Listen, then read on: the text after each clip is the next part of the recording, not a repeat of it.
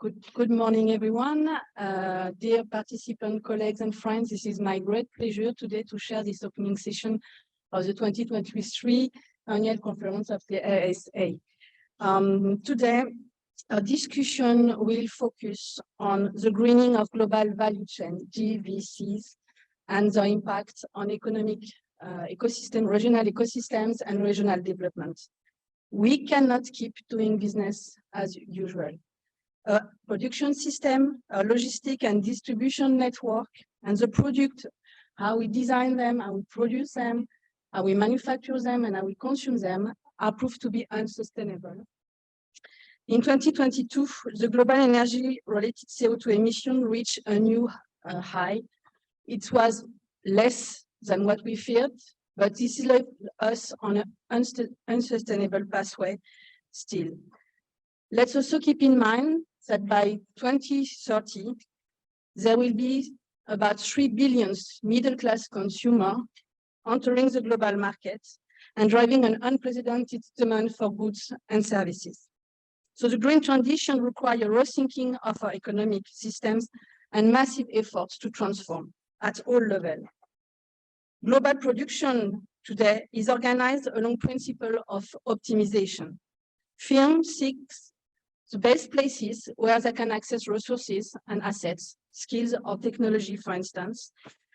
And in search of efficiency, they slice their activities and their investments into segments that are spread across the world, across the globe, sometimes creating long and very fragmented chain of production. This organization has been increasingly popular since the 1980s, and up to the great financial crisis of 2008, when the expansion of GVCs has slowed down and the global economic integration has stabilized. Global integration has brought benefits for places and for firms that could engage, especially those that could integrate the two extremes of the value chain, the stage of the research and development and design, and the stage of marketing and commercialization. For instance, for small firms, small and medium-sized enterprises, GVCs offer opportunities to enter global markets in niche segments where they can specialize and compete. For some regions, GVCs have been a driver of economic development. But these GVCs are not set once and for all.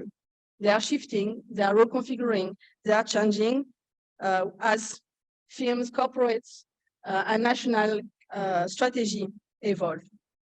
One major driver of change is actually a general call by investors, regulators, and markets for more sustainability and due diligence in production systems.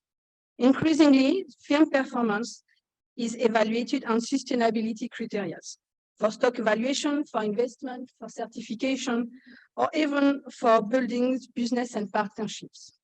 Companies are rethinking the way they organize their supply chains in response to consumer demand for more sustainability, more traceability, and more made local products.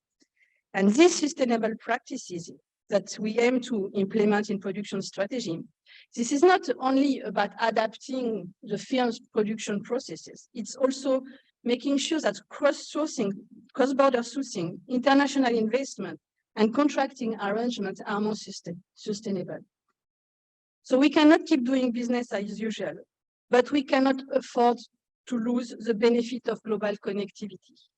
It is therefore critical to rebalance the imperative of competitiveness and the imperative of sustainability and resilience. Regions are at the core of this reshuffling. And even if corporate decisions will predominantly shape the future of GVCs, policymakers have a key role to play in this transformation. So today we will discuss how GVC can become greener and what it means for regional ecosystem and regional development. We will discuss the role of regional policy to support the transition, and we will provide you some concrete examples on how we could make it and where we could do it. So first, I would like to introduce our panelists today. Riccardo Crescenzi, Professor of Economic Geography at the London School of Economics and Political Science. Riccardo will provide an introduction of the discussion Building on the recent RSA policy impact book, Arsoning Global Value Chain for Regional Development, Riccardo will explain how connectivity changes the way of thinking regional development and how GVC can change regions' trajectory, including in green transition. Oliver Harman is a city economist at the Blavatnik School of Economics, Oxford, and researcher at the LSE. He will share recent findings on opportunity arising in green GVCs and explain how different regions can use public policy to harness the regional development potential. And last but not least, Anna Hammarberg is manager of investment and collaboration at Business Sweden, the national agency in charge of trade and investment promotion. Anna will provide us a governance perspective on investment promotion. She will share concrete examples of how local government can attract quality investment, quality foreign direct investment, link foreign affiliate and multinational with local actors, and strengthen the spillovers for regional development. I wish you a very nice discussion. Thank you. Thank you very much, Sandrine, for this introduction, and thank you very much to the Faculty of Economics for hosting us today, and to the Regional Studies Association for allowing us to be here with you today with this plenary session. And it's fantastic discussing about green global value chains and sustainability, to have these fantastic flowers taking center stage. So I will try to bring everyone in and develop some eye contact with the entire room. So like Sandrine mentioned, what we would like to discuss with you today is very much how we can think about global production systems, how we can think about a global value chains when bringing in the green transition, how we can understand green global value chains, and how green global value chains can contribute to sustainable regional development on the ground. Most of what I will discuss comes, as Sandrine mentioned, from a recent policy impact book that we published in the Regional Studies Policy Impact Books series. And so we are not really presenting anything new, and a lot of the ideas that we'll mention come from a lot of the people that are here in this room. So we are really standing on the shoulders of giants. We are really trying to bring some of these ideas into practical policy making and reflect on how these ideas can form part of regional strategies towards sustainable development. So we are sort of greening the framework that we develop in the book and applying it to leveraging green value chains. So let me start with a short reflection on what we mean by sustainable regional development and how sustainable regional development can be achieved on the ground. So when we think about regional development and sustainable regional development, we can think about focusing our regional policies on the development of green technologies. So thinking about innovation, thinking about technologies that are green, that reduce the carbon footprint and are new to the world. Okay, and these are usually captured by patenting. And this is a very important part of how we can make the green transition possible. What is the problem here? When we think about green patents, if we look at this map that comes from the European Environment Agency with PatStat data, we can immediately see that green patents are highly concentrated in space. So a very, very few regions have the critical mass that is, the dark blue regions, where you do have a critical mass to have a leadership, to have a competitive advantage in terms of the generation of green technologies. And if we look at patenting in green technologies, we do see that very few firms across the globe account for a very large share of total green patenting. So green technologies, for example, looking at batteries, electrical heat pumps, etc. So the research on these technologies offers significant advantages to very large clusters and very large firms due to the high R&D costs and economies of scale in developing research in these areas. So innovation is highly concentrated in selected hubs and selected firms. So it's certainly a viable objective for some regions, but not for all. So let's do this pattern. Let's dig this jigsaw together. So green technologies, for some, not for all. So another way to build a green, sustainable development pattern is to focus on attracting green industries. So we want more of the green industries that produce the green equipments that we use. And we can see from this picture from one of the big establishments that produces solar panels. Okay, so we think a solar panel is like something easy because we see a lot of them around, but producing solar panels requires very, very, very large establishments with very, very sophisticated technologies. So the idea of attracting into the region new green industries, it's certainly a possibility. However, there are two big issues. The first is that lots of regions try and have been trying to do the same thing. Here, I'm showing some maps where we looked for green industries in smart specialization strategies across the regions of Europe. And you can see an example, for example, of ecotourism. Okay, the map up there, and you can see that virtually all regions in Europe have tried to develop some sort of advantage in ecotourism. So it not only takes a time to develop new industries, so there is an issue of timing, but there is also an issue of internal competition, because if many regions are trying to do the same thing at the same time, we are all competing for the same industries. And again, the large companies, when they play this game, that will make the big gains in this competition among regions. So certainly, green industries are an interesting option, but it takes time. And also we need to take into account what other regions are doing. So that an additional option that form the jigsaw, these things are not mutually exclusive. They compose a picture. When we think about our sustainable development strategies, we can think about what we are doing already in the region, so the products and services that the region is already good at delivering, and we can think about new green ways to deliver what we are already delivering. So that's about greening what we do already, greening existing activity, delivering existing products in a greener manner. That's the example of this simple pump that is activated through a solar panel. It's not something high-tech, it's not something new, it's just doing the same thing, just pumping water out of the ground using solar energy. So that's about the application of frontier, of greener technology to what the region is already doing. And if we think about the products that we do, we can think about in the final products and services, that it is what we have been focusing for most of the time with our policies, but we can also, and we should also think about intermediate products and services. And that's where I would like to attract your attention on intermediate goods and services, things that are not the final product, but all the different components and all the different stages that then lead to the final product. So let me explain here. So for a long time, we have focused our strategies when we have been thinking about what is it that our region is doing.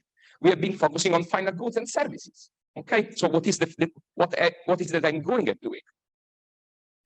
For example, when we think about this is Oliver's design. When we think about, but it's also for Sally because that's about bikes.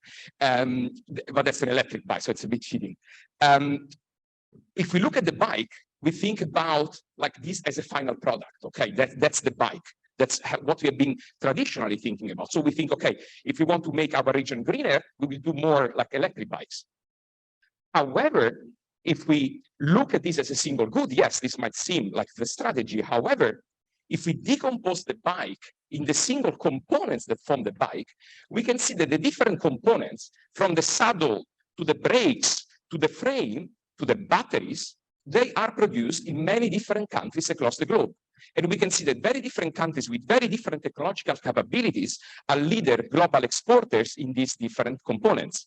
Like South Korea, Germany, Spain are the global leaders in exporting, for example, the batteries. If you go to the saddles for electric bikes, you see China, Italy, Vietnam. So these things, the different components of the bike, the production of the bike is spread across multiple countries and multiple regions across the globe. And so if I want to start producing something that is green, like an electric bike, I don't really need to focus necessarily on the entire bike. I can step into the chain that leads to the production of the bike, for example, focusing on the production of the saddle or the production of the frame. So in order to step into the generation and the production of green goods, I don't necessarily need to focus on the final good. I can use the intermediate steps that lead to the generation of the bike as a stepping stone for a sustainable transition in the regional economy. So we can think about all the stages that lead to the production of the bike as a green value chain that describes the full range of activities that firms and workers perform to bring a product from its conception to end use and beyond. Okay, and this includes activity when we think about the green dimension, such as the eco-design or the carbon neutral, energy efficient production. We can think about marketing. We can think about the net zero distribution and support to the final consumer. And we can think about, and this means with respect to product reuse, recycling, and circularity that will be discussed later on. Okay, so we think about the whole chain. And when we think about the chain, all the stages that lead to the production of the electric bike, we can think about our regional strategies, and we think about our strategy for sustainable regional development. So looking at where we are and what component, for example, we are already good at doing without necessarily thinking about having the capabilities to produce the whole bike, we can think about our strategies as strategies that can lead us to what we call an horizontal upgrading.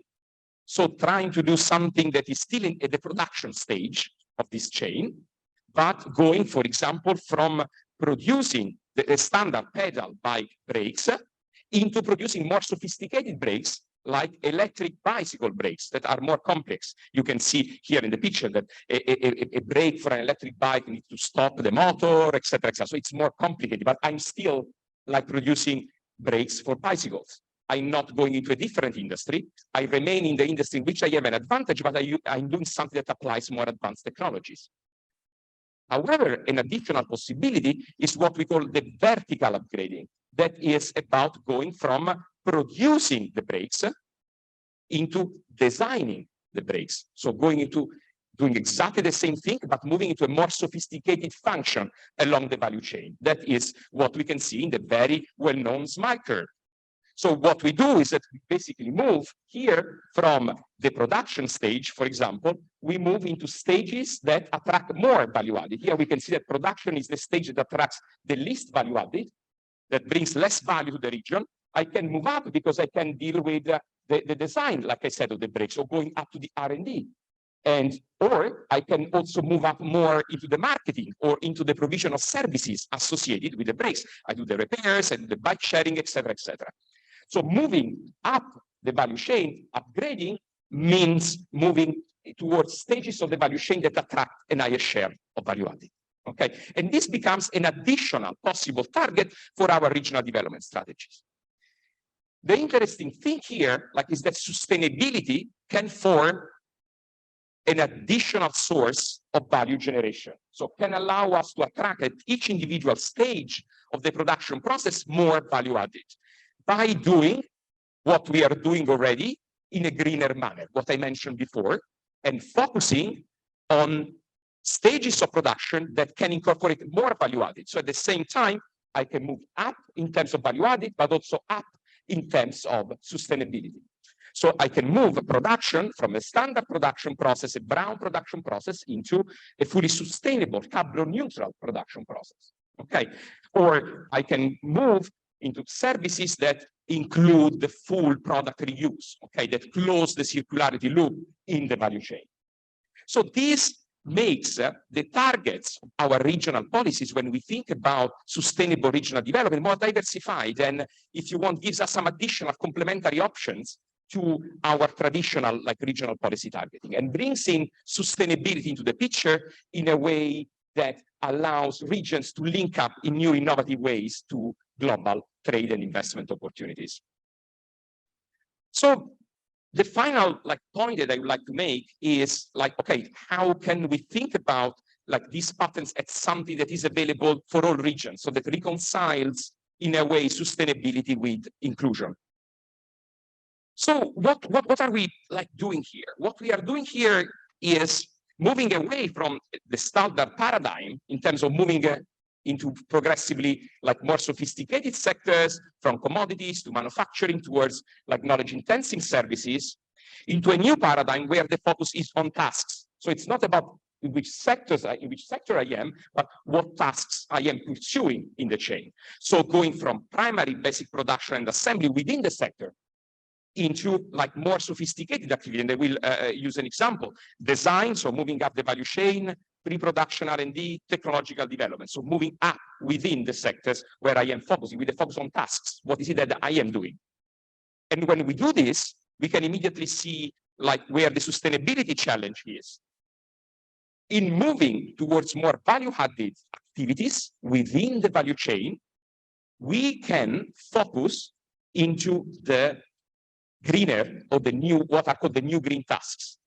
So tasks that are greener within what we are doing already. So we can move up, as I showed before, simultaneously in pursuing within the region tasks that attract more value added, but also that reduce the carbon footprint of what is done in the region.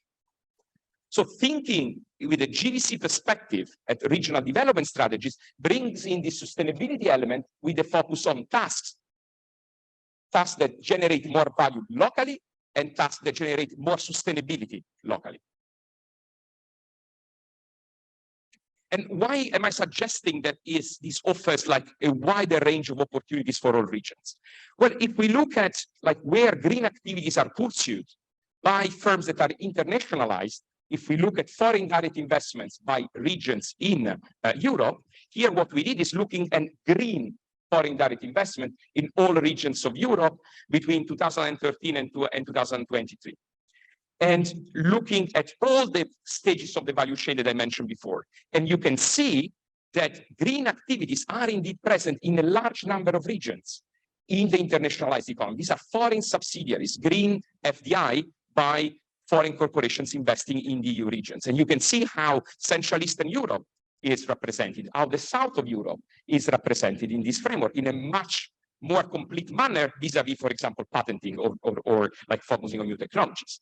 Of course, if we focus on R&D subsidiaries, then we do see that there is more selectivity, but again, we see different actors stepping in and leveraging like this global connectivity through FDI as a stepping stone to bring in like green activities into the regions.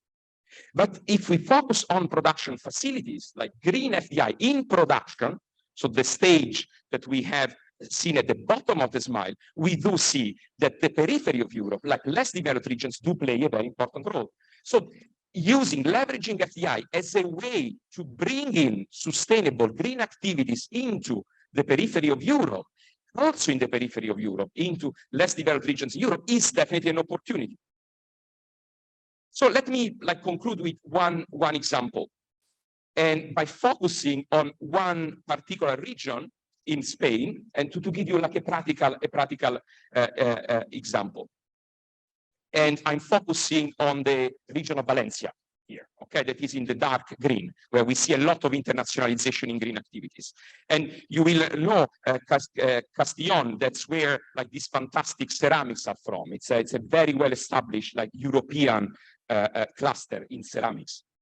And it's a major ceramics hub in Spain and Europe that has been facing like multiple challenges in history over time.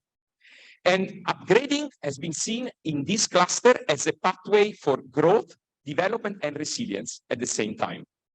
How? Because the cluster has been internationalizing quite significantly over time. The cluster has responded to the challenges of globalization, not by diversifying into something different from ceramics, but investing on what they had a competitive historical advantage into, ceramics, and upgrading, doing ceramics in a different manner, moving into more sophisticated stages from the simple baking of tiles into the design, into the development of new materials, as we'll mention in a second. And they have been leveraging quite a lot the global value chain story that I mentioned before. They've been leveraging international connectivity. They've been leveraging foreign direct investment and the role of multinational firms, that they play a very important role in extracting, diffusing, and bringing knowledge through external linkages into the regional economy. So knowledge has changed between clusters, and it's very interesting to look. There is a nice set of papers on this, looking at Spain, the Castillon cluster, and it links, for example, with the Emilia-Romagna cluster in Italy. So that's a story about connectivity across clusters that makes this upgrading possible. They didn't move into a different sector. They are not doing patenting. but what they are doing is investing in design, investing in new ways to do what they were already good at doing. And so upgrading patterns are generated by local SMEs. That's about the development of the ecosystem. That's about the connectivity between the global hubs and the domestic ecosystem. And how are they doing this in a green manner? Well, they have a strategy for ecological and green tiles that looks at the revision of all parts of their global value chain with success depending on how they can upgrade what they do in the ceramic industry in a more sustainable manner. They are developing, for example, thinner ceramic tiles. That's about the R&D part of the value chain that cut the use of raw material by 50%. They are reducing the use of energy in the transport of tiles that also contribute to the reduction of their carbon footprints. They are producing tiles with 80% recycled materials. And you can see, this goes into keeping the same technical properties, or design tiles that can absorb pollution and pollution from air to be used in cities, for example. So you can see how within that sector, not necessarily, there is some cutting edge innovation, but not necessarily being at the frontier, they are innovating and ensuring upgrading and sustainable upgrading of the cluster. So new green technologies might be a difficult target for many regions. They are important, but not all regions can do that. New industries are also an option, but attracting new industries is a slow, long-term, gradual process that requires a lot of coordination. Otherwise, we run the risk to be all competing for the same industries, and we're looking at FDI for the same few investments. So the adoption of product and process green innovation and upgrading, so moving up towards higher value addition, the design of the tiles rather than the production of the tiles, can offer opportunities to a wide set of regions. To do this, we need to consider the full stage, the full stages of production. We need to look at the whole value chain. So we need to understand what is the role of intermediate goods in building, that is a key message of the book, in building, embedding, and reshaping green value chains as a helpful stepping stone for all regions to benefit from the green transition. So green global value chains, as Oliver will discuss, can offer a new window of opportunity for less developed regions in a changing geopolitical landscape. We have very different conditions, was mentioned in the opening remarks. I was reading on the Financial Times on my way to here, an article where new land developers in Europe are detecting an increase by 29% in demand of new land for expansion of existing facilities, foreign facilities. So this means that the reorganization of global production networks of global value chains is influencing the possibilities of regions in Europe. The European Commission is investing in the development of European value chains. So there are opportunities out there, and this can be linked with sustainable development and the new Green Deal. And it is up to the regions. How to combine these forces is really happening on the ground and offers new opportunities for regional development strategies. I will leave the floor immediately to Oliver, that will further discuss the issue of what are the public policy options here for the regions. Thank you.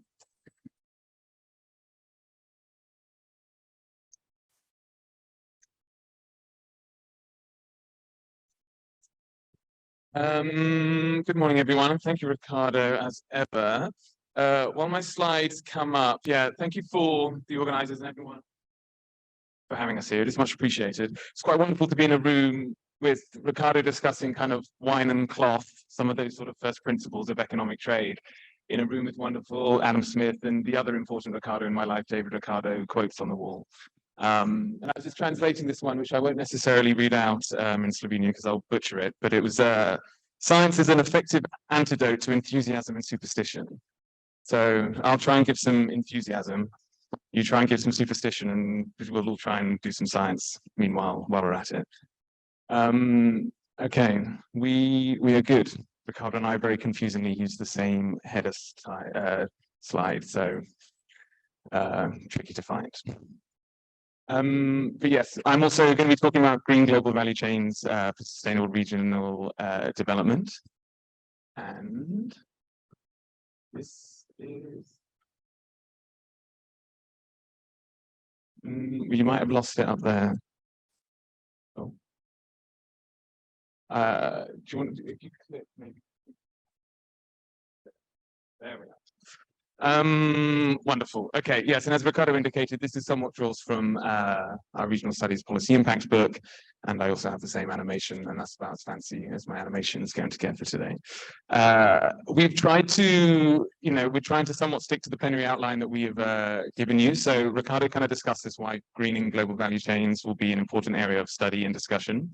I'm going to touch a little bit about how this policymakers can best build, embed, and reshape green global value chains. And then we'll have a little discussion at the end. Anna will provide some of her thoughts on what they're doing at the public policy level, and we can all think about some of these knowledge gaps as well. So by way of a bit of motivation, we also had this quote in the opening, which was, the green transition is gathering pace. And I think we see this to some extent. This is net zero policy across all nations in the world. And we can see here that about 75% of countries have at least proposed, pledged in policy documents some level of net zero policy.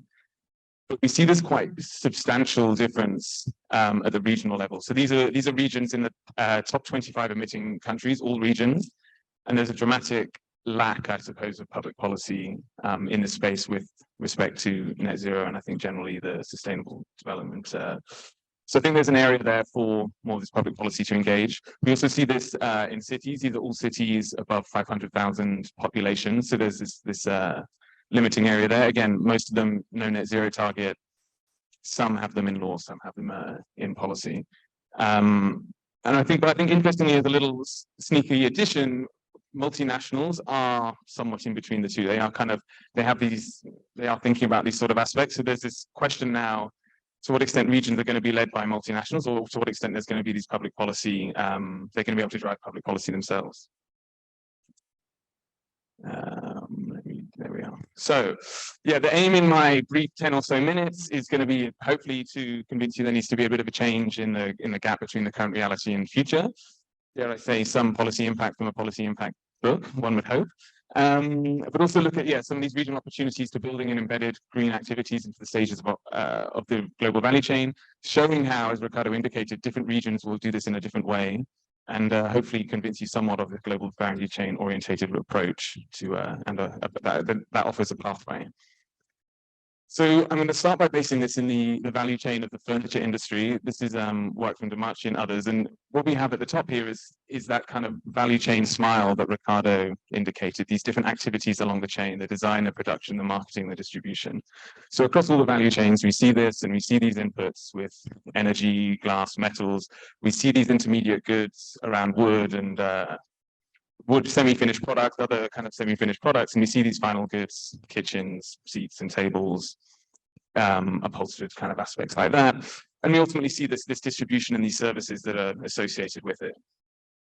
But what I think is interesting here is that different multinationals will green these value chains in different ways. So this is IKEA, not just done for Anna's purpose, but I think it's quite interesting. IKEA has certain governance over certain parts of the value chain, the design, the production, the marketing, the distribution. And then as a result, we see them wanting to green certain activities. So this links with, all regions being able to do slightly different things. So as you can imagine, the green ones are where they typically like to green. But I think it's particularly interesting because these offer opportunities for regions to build and connect up to the value chains. And this is taking, for example, these intermediate goods that we see here. Oh, the blue does not look quite as good on that screen, does it? My apologies. But so you see this, particularly IKEA, this focus on environmental process upgrading around waste efficiency, around low emissions inputs, and environmental product performance. And regions being able to offer these kind of activities can connect up to this IKEA global value chain for their own benefit.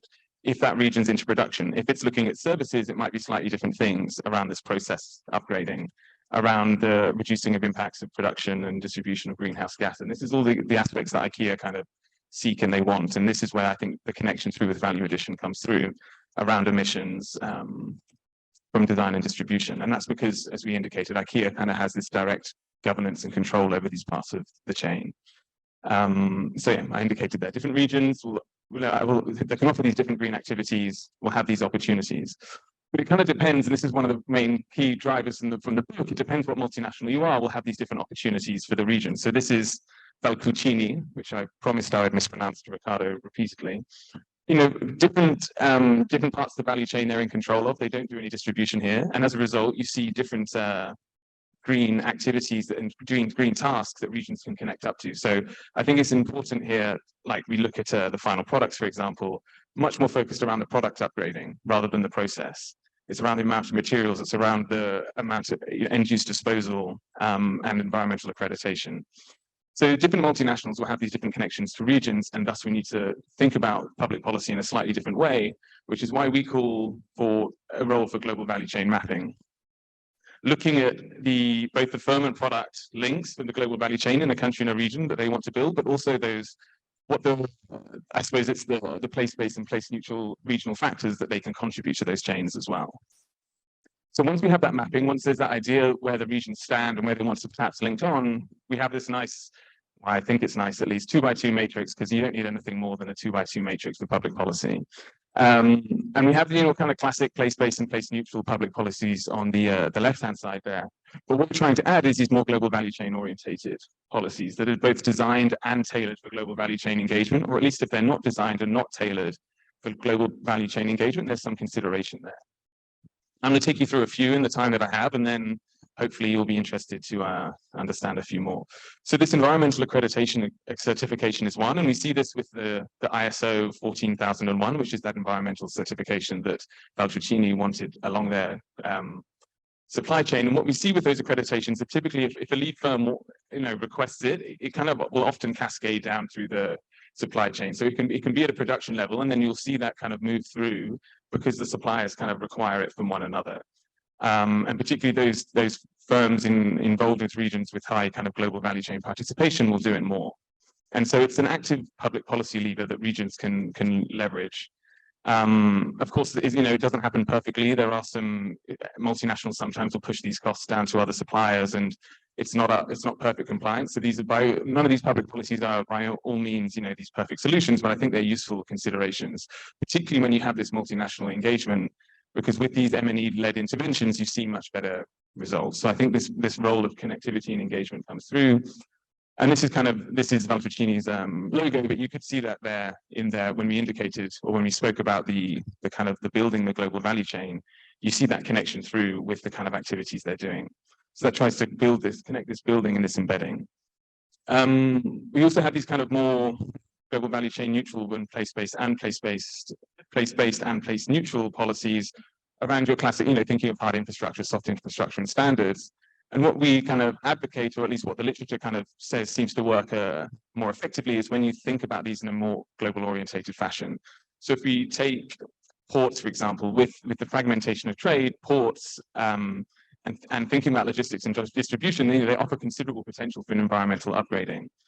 And we can think about this in a way that I think we often do around place-based global value chain neutral, thinking about energy management, renewables, low emission technologies. They don't necessarily engage with multinationals or green global value chains in the same way, although they do add some environmental upgrading. And similarly, soft infrastructure, you get kind of some of the top ports are now having traffic management systems to bring ships back in a certain way, and standards. And these are all the kind of policies we often think about ways of connecting through. But when we use this global value chain orientated lens, what we've seen some of the more successful ports that are kind of leaning into this green transition do is, for example, provide onshore power, renewable power to ships idling, but it's only those ships who are closer to the end consumer, because it's the end consumer who's often wanting these kind of greener products in a way. So they actively kind of engage with the supply chain and leverage their connections in this way that provide these cargo ships that are shipping these end consumer products with a value addition service that means these cargo ships will come to their port rather than any other.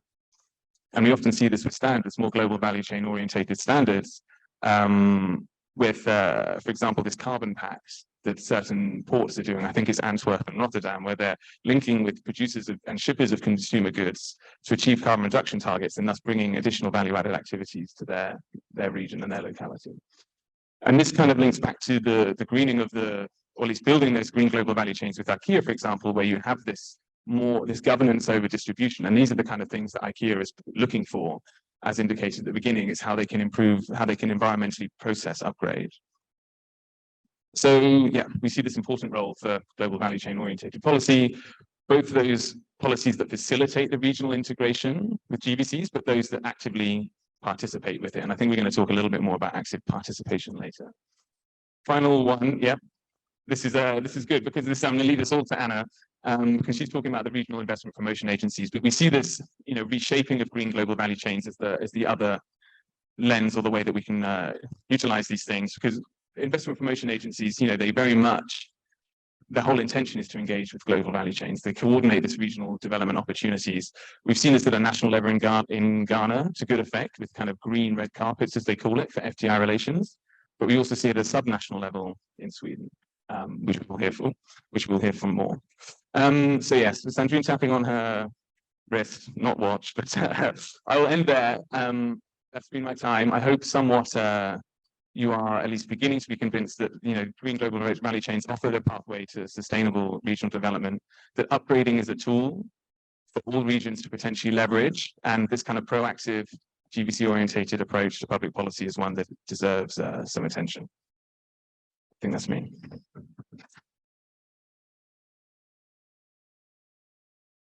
Hi, everyone.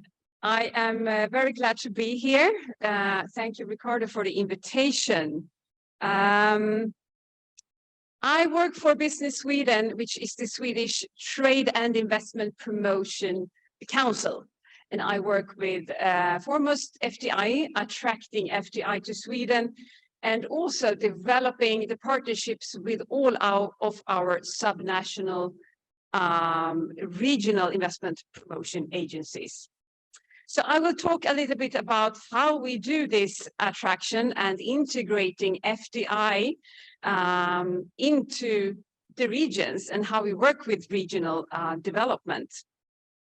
And I'm quite glad actually because Riccardo's and Oliver's book really confirms the way we think important to work to really raise the competence in how the regions should interact with multinationals, foreign companies, and how they strategically should target the right sectors and activities. And just a bit of how we work at Business Sweden. How do we do this assignment from the government? We work very focused, and we really want to focus on the green transition and attracting green investments to Sweden. So our work is really focused around strategic areas of strategic importance for Sweden and for the Swedish or globally green transition.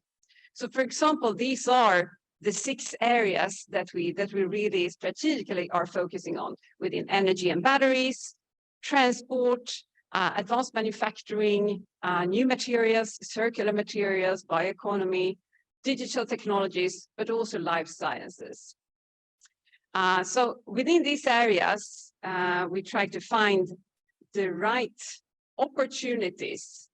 And how do we do this? So we try to really integrate our work and look at what the Swedish regional clusters has to offer.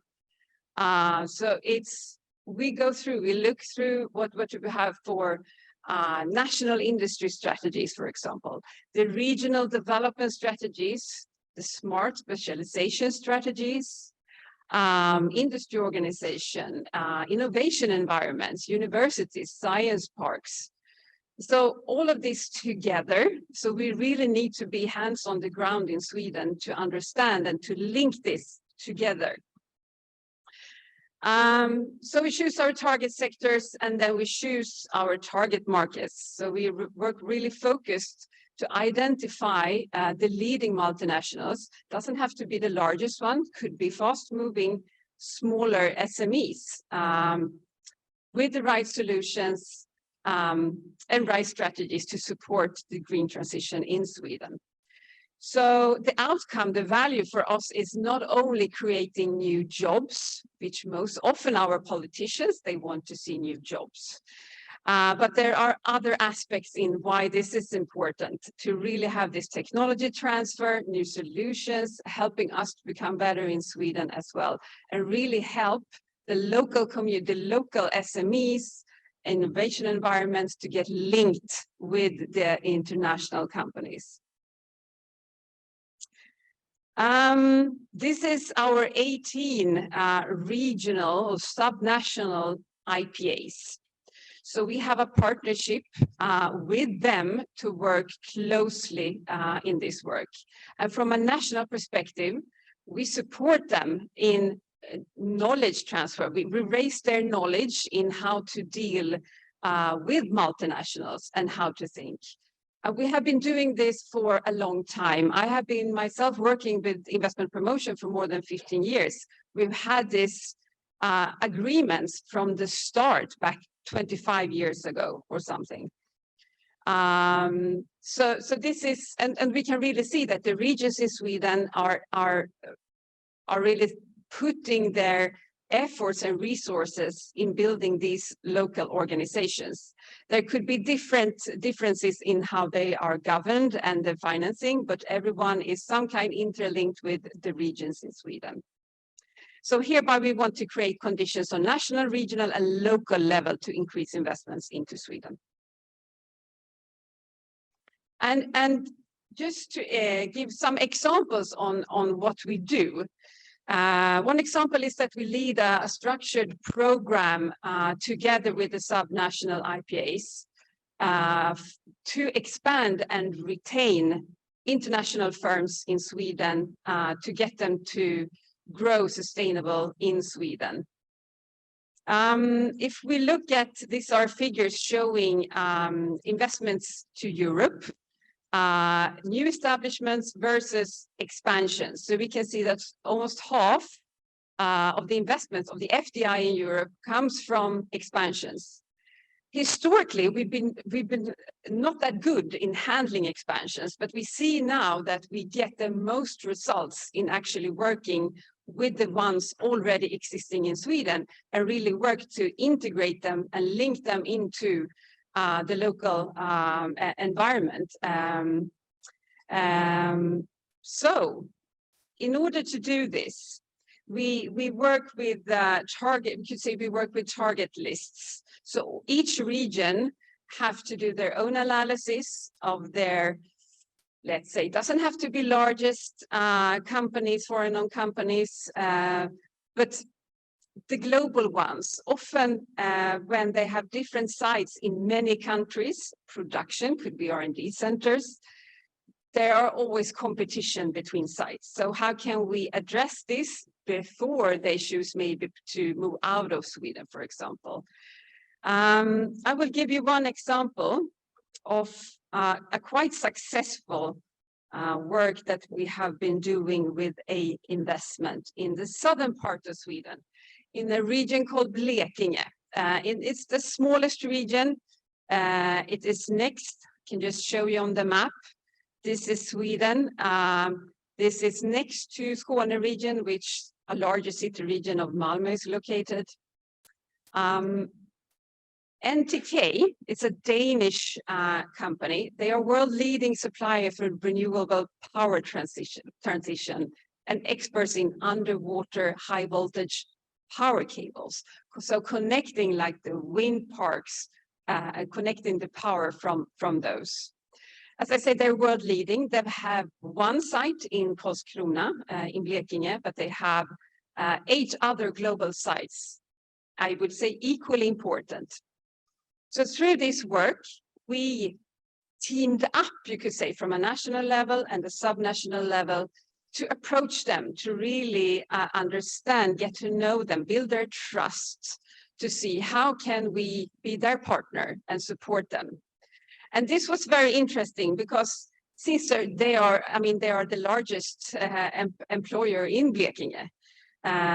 They have existing 1,200 jobs in this small region, so a very important company. They had never been approached. they say, wow, we feel a bit neglected here in Sweden. So great that you come here and want to speak with us, because we are in the middle of evaluating this site, because we are doing expansion investments to increasing the production capacity in one of our sites. And this is also because if you look at the EU climate aim, being climate neutral by 2050, and there is also a target of 300 gigawatt from wind power. And that, if we're going to reach that, that means 25-fold of increase in wind parks. So everyone is building wind parks, and they have, the demand is huge. Hence, they have billion euro orders from all around the world. So we put together this, I could say, a team of different players: municipality, region, the Blekinge University of Technology, the innovation environments, and to really understand, so what can we support them with? And you can say this joint forces got them to actually choose Sweden for this investment, and have decided to build this new production capacity in this site. But also, not only the production site, the result was also new R&D initiatives, several projects actually, together with the university, also financed by the university, but also financed by NTK themselves. Upskilling of personnel, so the region said, yes, we will invest in supporting you with new education programs, for example. So different kinds of initiatives. Even help them to link up with the Swedish Navy and Defense, because they have a big headquarters in Karlskrona, and also they are really good in Karlskrona for underwater technologies. So how can we build in new R&D and testing for surveillance, underwater surveillance, because given the geopolitics and uncertainties, these kind of cables are quite sensitive for different nations in terms of conflicts and war, etc. So here we could really see that this intervention and this joint forces, these, you could say, local linkage units, if we refer to the book, really helped. Yes, and that was I didn't think so, that was my final slide, 11 minutes. Thank you.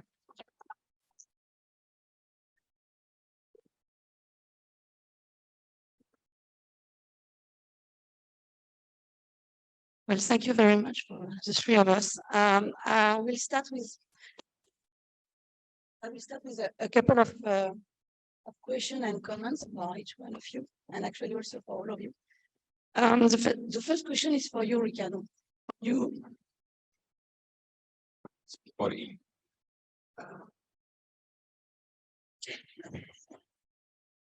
Does it work?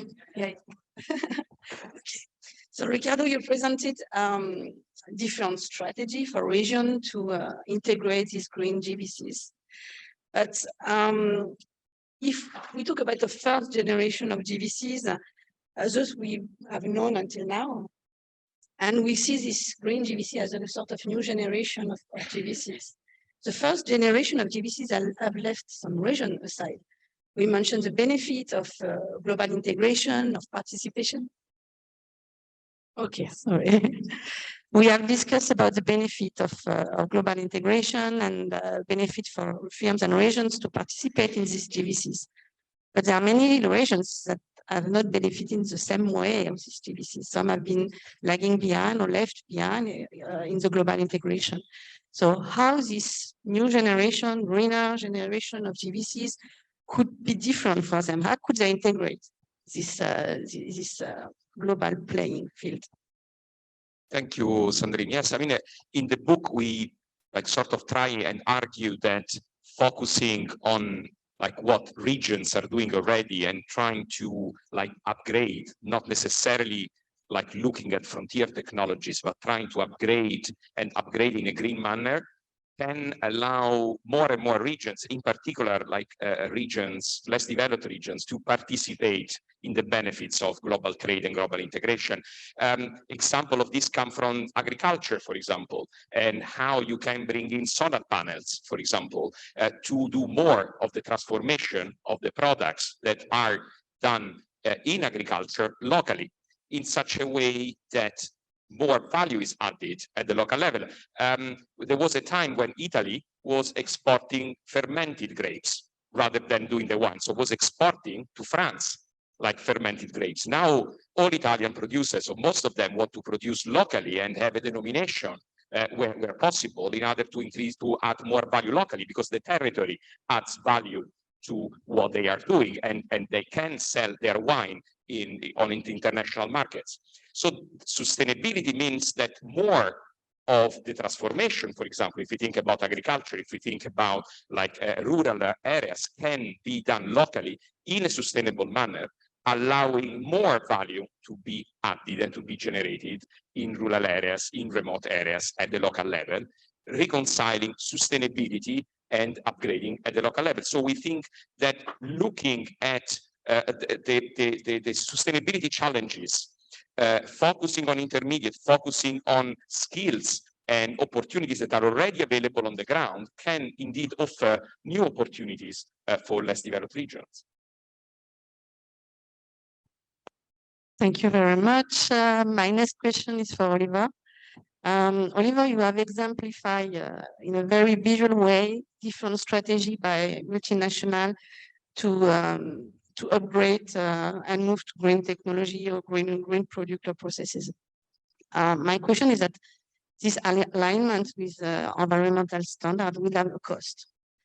It will higher the cost for integration, especially for smaller businesses, for SMEs, for all the network of suppliers that are working with these lead firms in their value chains.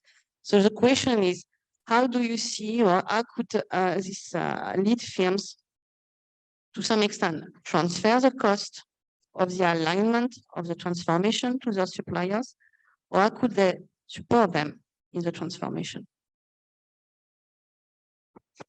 Okay, so I think, yeah, it's an imperfect science, right? It's kind of indicated in one of those slides. I think there are some, or it happened in some cases that, yeah, with these kind of this place neutral environmental accreditation, sometimes the lead firms did exactly that, and they kind of pushed all the costs of the suppliers. I think in this case, there wasn't necessarily much active, public policy engagement. They just said, this is what we want, and they kind of cascaded down, and sometimes, yeah, the costs were kind of borne from suppliers. What does seem to work is this level of, yeah, multinational engagement, where it's a little bit led, and there's that interaction between the multinational and the regional level, or that subnational kind of governance unit. And you can add, and it can, yeah, I suppose they can support each other. It can be both an ask and an offer, and I think that kind of came out of Anna's presentation a little bit. It was like, what can we offer and what can we ask from you at the same time? And I think when regional public policy fills that gap, there are these ways there was some I kind of made a reference to it. There are these ways where you see these kind of green skills and green training being part of this kind of certification accreditation, so that actually suppliers can gather some of that benefit as well, and they can bring some of that value addition to their regions as a result. So I think that engagement seems to work, but if it's just left to its own devices, then I think, yeah, actors with their kind of certain incentives will just perhaps try and, yeah, extract as much as they can from it, which of course we don't want. Thank you very much. And the next question for Anna. Anna, if we want to ensure innovation and productive spillovers to the regions, we need to ensure that the local actors have absorptive capacity or innovation capacity to be able to participate the best way possible to these GVCs. And I'm thinking in particular to the small and medium-sized enterprises, so small businesses that very often in many regions do not have this capacity, especially in terms of digitalization. They are lagging behind in terms of digital adoption, all this industry 4.0, Internet of Things, 3D printing, all the governance and management of data that are needed to promote these green GVCs. They are lagging behind. I'm thinking in particular to cybersecurity. During COVID, we have seen cyber attack intensify against SMEs and against local governments, because precisely they were not well prepared for attacks, and they increase the attack surface without the right practices or the right behavior to manage the risk. So my question is, how this dimension, which is very much related to the digital transition, in fact, is embedded or linked to the green transition? How do you deal with these two aspects at the same time? Because the digitalization of supply chain is probably one of the most important driver of transformation going forward. Yes, if we look at the digitalization, digital technologies in Sweden, we can say we have that heritage of being a forerunner. I mean, we are an advanced digital nation in Sweden, and we have a very high value add from digital technologies.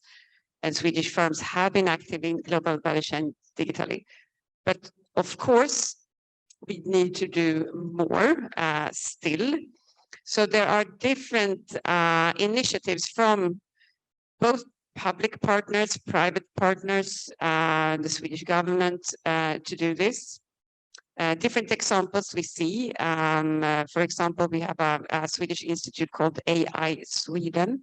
It's financed both by private players and the Swedish government to really develop tools and be a resource for competence in supporting SMEs, especially in their digitalization journey, but also connected to AI in particular. So here we see that there's a lot of programs all around Sweden, regionally, to where regions finance these kind of policies to support through AI Sweden, for example. So a lot of initiatives are being done, and especially we need to be better in handling big data, for example. That is something Sweden is not that good at. We are good at IoT and specific other areas. When it comes to cybersecurity, yes, that's definitely a threat. The Swedish government implemented a cybersecurity strategy back in 2016, and we see a lot of initiatives from that. But there are also debates now that we need to do more in order to strengthen, especially the SMEs, but also everything from government institutions, etc. So a lot of initiatives are being done, but we need to do more. Thank you very much. And my last question is about circularity. We increasingly see the circular economy or circularity in supply chain as a way to make them more sustainable, more resilient. The benefit or the advantage of the circular economy is that you can find application in every single sectors, including services. So it's matter for every regions, every firms, every sectors. My question is, how can regions take advantage of these circular models, and what role for policymakers to support this transformation?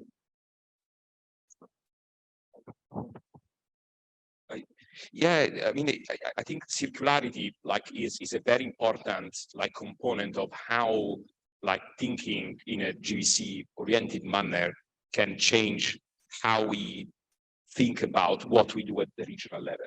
So when we start focusing not only on the final product, but we reflect on the whole cycle, on the whole chain that goes from inception design to the end use, to the afterlife of the product, questions about circularity become immediately apparent, because the issue, okay, where is this process, when is this product going? And immediately also helps policymaker thinking about circularity from the very beginning, because the problem of circularity is addressed at the end but it's really like fundamentally tackled at the beginning of the smile curve that I mentioned before, because you need to think about circularity like from the conception of the product at the design stage.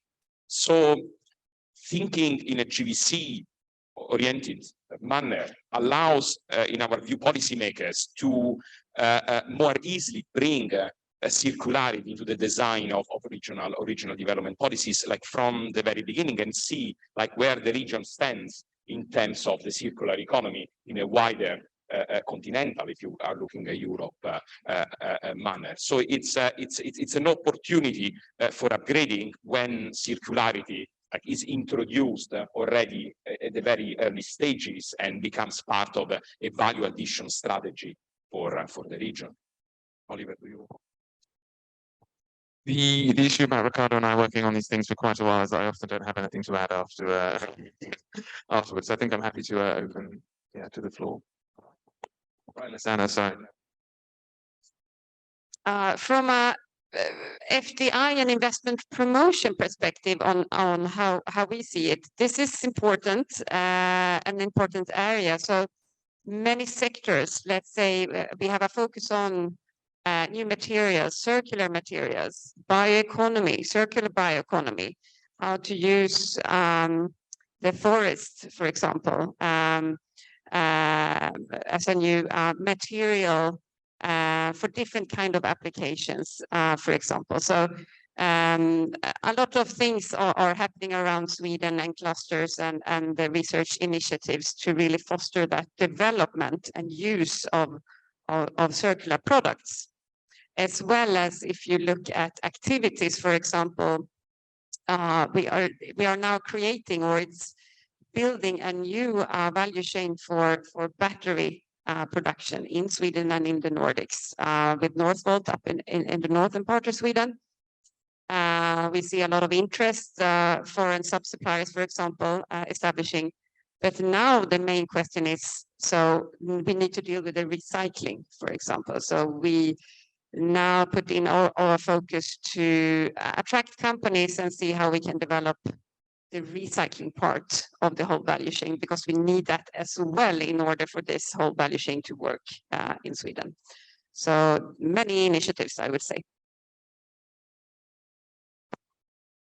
Thank you very much to three panelists. I would welcome any question by the audience. Do you have question? Yes, over there. I don't know if I'm like. Thank you. John Harrison from Loughborough University. Thank you, Riccardo, and to the panel. I think it's been a great opening plenary. My question is really directed to you, Riccardo, in the way that it was initially framed around the GVC lens and approach for thinking about green transitions, thinking about regional sustainable development. And we've heard about the value of the approach. And I wonder to maybe just get your reflections, having done this work, almost going back to the GVC concept. It's obviously a fundamental concept and approach in regional studies. With all concepts and approaches, they have strengths in terms of what they enable us to understand, but they also have weaknesses. And I wonder what your reflections are, having gone through this work, about the value of the GVC concept and approach. Are you more confident in the GVC concept and approach, or has this work, I suppose, generated new questions about the nature of the concept and what it enables for us as regional researchers? Yeah, thank you. I mean, that's like an excellent point. I mean, as I mentioned, what we try to do in the book, and also like the reflections that we try to develop today, is mostly like reflecting on how we can operationalize some of the concepts that are like well known and well established, and that have also like an evidence-based nature when going into the policy implications, and trying to leverage so the concepts on the one end and the evidence on what works and what doesn't in practice in order to inform public policies. So that's the fundamental type of like exercise that we have been doing here. So how these ideas, how these concepts can be put at the service of policymakers in order to think in a wider manner about their like public policy space. And And I think that when discussing about the circularity question before and what Anna was mentioning, like trigger, like he said, okay, then the way in which Sweden is able to reflect about what type of FDI, for example, to close the loop in terms of circularity is because they are thinking in terms of the whole value chain, and they are allowing this thinking to inform their investment promotion attraction. So it's not just going after any investment, but it's thinking, okay, what do I need to complete the chain? What are the stages in the chain that are missing in order to have a successful strategy? So I think this is an example of how these concepts can be like placed at the service of policymakers. That is what we try to achieve in the book, and also try to understand like what is it that policymakers can do and what is it that policymakers cannot do, because there are lots of things in our like in the theories and in the concepts that we develop as scholars that are like highly relevant on the positive term in terms of analyzing, in terms of the diagnosis that we can make. But then when it comes to like being able to affect, to use those as levers for public policies, then we might not have any, I would say, effective cure. So we know that there is a problem, but there is no cure. There is no like public policy levers that we know that works, that is tested. And so that's where we need experimentation, and we think this is an interesting like ground for experimentation. But it is also where we need to be open with policymakers and tell them, okay, but like the well-tested medications are these. And in the book we try like and offer a framework and a summary for like policymakers in terms of, okay, these are the medications that we know that work, and Anna has mentioned some of those, and you can leverage those in order to like use the opportunities from global value chains to trigger sustainable development on the ground. But definitely, like this reflection not only like serves as an input for public policies, we hope, but also opens a number of I think, very interesting questions for all of us as a community of researchers in terms of the unknowns. And there are many, and we try also to highlight some, but I see like many people here that have been working on this topic. There are lots of unknowns that we need to address, and that our community of scholars is actively like working on. While the mic is found to this or someone else, yeah, it's been quite interesting. And of course, I mean, the weight of my opinion on whether the concept holds as much is definitely not that of Riccardo. But as part of, since we launched the book, we've been kind of going and doing some specific continental kind of applications of it. And so often we found that this concept, or at least the framework that's kind of been utilized, has seen a lot of positive consequences for public policymakers who may not have been actively utilizing it intentionally, but kind of have been following this kind of path intuitively. And it's been quite amazing.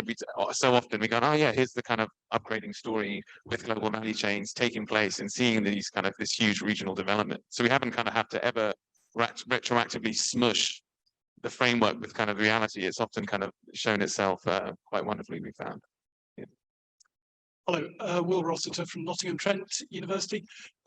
You've all given a very positive take on the potentialities of global value chains, a very optimistic portrayal, both from a sustainable development and a regional development perspective. I wonder how, though, you would respond to policymakers, I mean, reflecting on the twin crises of COVID, followed by the Ukraine situation with its impact on global supply chains. How would you respond to policymakers who now see global value chains as a source of vulnerability and weakness? I mean, I'm thinking obviously of the likes of Joe Biden with his Inflation Reduction Act. I mean, I guess there's a risk here that you know, in a sense, the baby gets thrown out with the bathwater. So how would you respond to that? Yeah, I mean, this is a very important point, and we like our idea here is that you need to be aware of the vulnerability. So that's where like understanding where you are like in global value chains. So the global value chain mapping that we present as a very important tool for the diagnosis that is needed to design regional policies is particularly important, because also allows you to understand what your vulnerabilities are. That's what we discuss in the book as well, and understand how you can build the resilience, how you can, through adjustment along the value chain or through different forms of upgrading, you can deal with these challenges. So if you are unaware, if you think as your region or as your firm as a purely domestic, as a closed system, you don't see the challenges coming. You don't know how to relate what happens, for example, the conflict in Ukraine, or like the geopolitical tensions with China, or like the impact of the pandemic, how this might affect your region, and you don't know how to react because you think, okay, it's only affecting me, I'm very far away, so how am I linked with what happens in China? So projecting your region in global value chains, situating your regions in global value chains becomes a very important heuristic for you to see where potential risks are coming. But also, I mentioned, like very briefly, the issue of building European value chains, how opportunities might come. What I mentioned in Financial Times, 29% increase in demand for expansions, that very well matches what Anna was mentioning, by existing foreign companies. If, as a regional policymaker, I really want to see this coming, I want to see what investors are looking for. And the Financial Times was highlighting this link with the process of reshoring and friendshoring. So I really want to understand what is the logic, what are the dynamics driving these forces. And they also mentioned, okay, but this needs to be reconciled with increasing energy costs and production costs. So I want to situate my region and as a very important way for me to have a more realistic dynamic of the risks, but also the opportunities that might come when we think about, in Europe, for example, the building of European value chains. So from this reshoring or nearshoring, if this is happening, still in the data, we are a bit uncertain of what is happening on the ground. I might be able to capture these opportunities in terms of new expansions, in terms of attracting new investments. So that's where, like in the book, we posit the GVC diagnosis, the GVC mapping, as an important complementary tool for the design and for informing public policy. So you are absolutely right. It's not like a rosy. We had a slide on that. Then it's not a rosy pattern. There are lots of challenges. There are lots of potential threats. But that's very important to have the right diagnostic framework, the right heuristics to see how these challenges will materialize on the ground, how they will touch the ground, and how to address those in successful, sustainable regional development strategies. I can just comment as well. Yes, this is definitely true because we see the trends of reshoring in Sweden.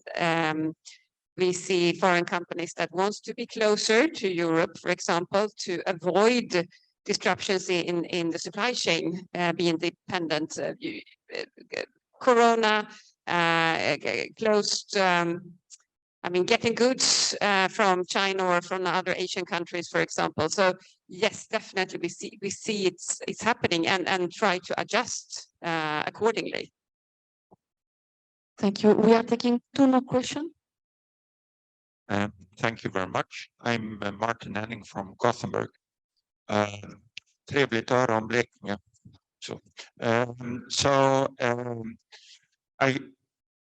I think it seems to me that we are talking a lot about manufacturing. Not entirely true, because Riccardo also mentioned services, but in general. So manufacturing in Sweden, for example, employs less than 15% of the workforce. So what about services in this context? And is a value chain perspective still relevant in the field of services? I would like to, if you have any comments, that would be very interesting. Yes, I can start. Totally right. Now it's a lot of focus on manufacturing and manufacturing sites. Services is really important. If you look, if you're connected to the digital transformation, for example, we are absolutely dependent on getting new IT services firms to Sweden, for example, to support us with the digital transformation, because we don't have the competence. We have the competence, but it's not enough. We need more. So, for example, we see really large establishment of Indian IT services firms supporting Swedish, both SMEs, but larger firms for digital transformation, for example. So yes, in different parts or headquarter functions or whatever, marketing and sales, etc. Comes anyway and also a part when looking at this production increase, I would say, of production sites and interest in production, we obviously see those kind of activities also from the same companies, but also from new service, pure service companies interesting in those areas.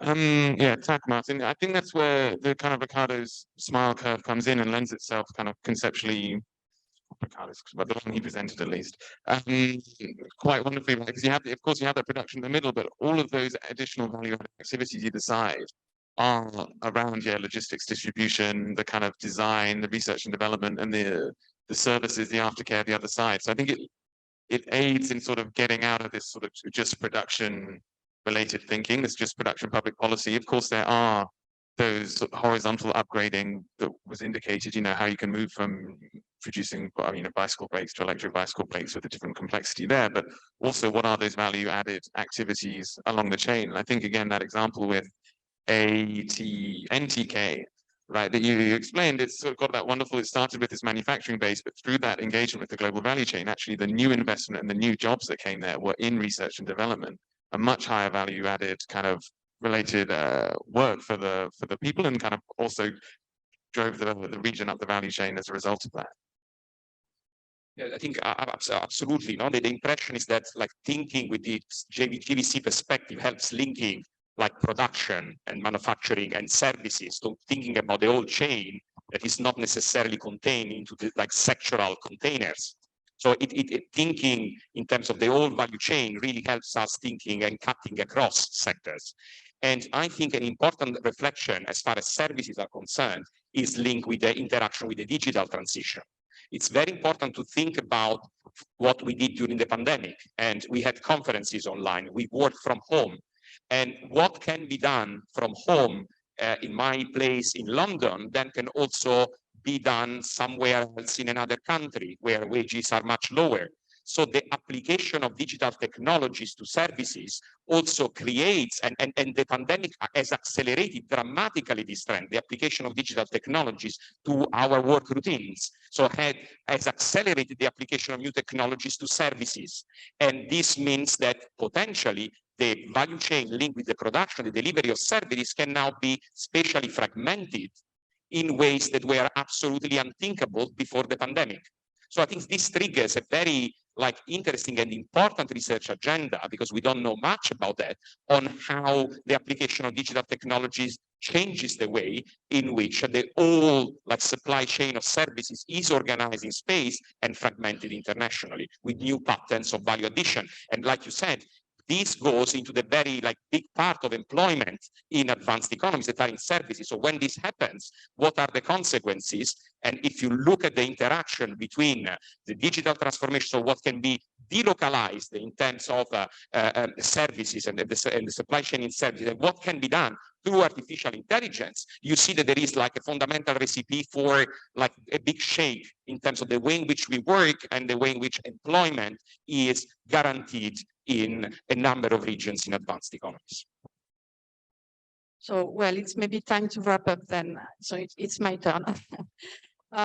What speakers make very clear this morning is that regions need to rethink the way they develop, implement territorial development agenda.